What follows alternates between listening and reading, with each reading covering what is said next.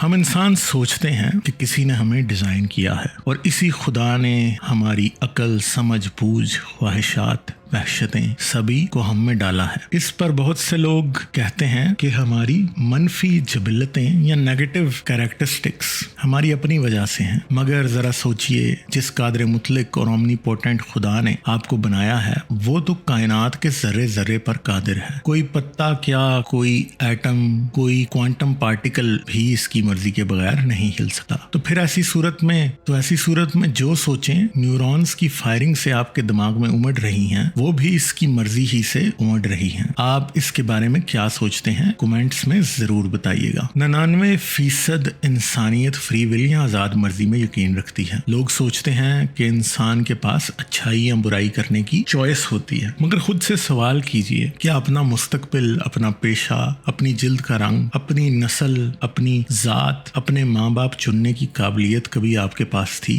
अगर आप औरत हैं तो क्या आपके पास मर्द बनकर पैदा होने की चॉइस थी? थोड़ा सा ठहर कर इस पर गौर कीजिए, क्योंकि दुनिया में करोड़ों ऐसे लोग हैं जो बहुत मुश्किल जिंदगी गुजार रहे हैं और उस जिंदगी की सूरत हाल पर इनका कोई इख्तियार नहीं। फर्ज करें अगर आप पैदाइशी अंधे होते तो दुनिया आपके लिए कैसी होती? उसमें कुछ रंग होते या नहीं होते?